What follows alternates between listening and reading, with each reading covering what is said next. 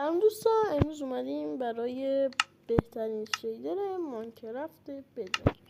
حالا ما چرا به این میگیم ماینکرافت بدراک پچ شده؟ آخر ویدیو میذاریم آموزش دانلودش.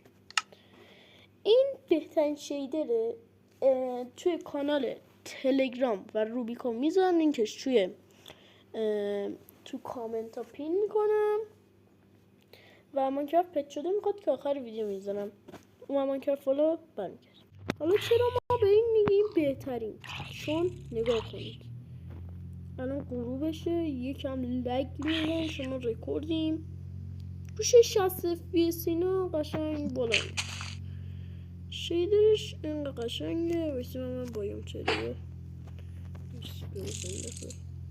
یا علی پر. خب به دنبال بایم چری ایناش از توی اصلا شیدر رو نگاه کنین نورانی. بخصوص من که پشم هست، پشم چیزی نمیخواد، راحته و کاری نمیخواد بکنید، فقط منکرات رو نمیخواد از کنید. برای نسخه 1.26 1.50 تا 1.26 پچ شده است. حالا بریم آموزش دانلود ماینکرافتش.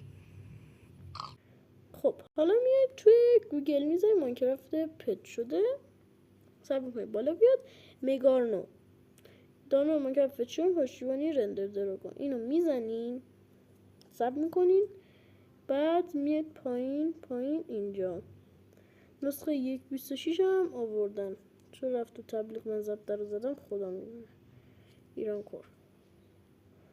خب ماینکرافت شده مگانو، بعد اولین سایت هم مگانو ایرانی داتایاره و میاد پایین اینجا دانلود دارم که اینو من این نسخه رو میکنم تا این نسخه میتونید بزنید شیدر.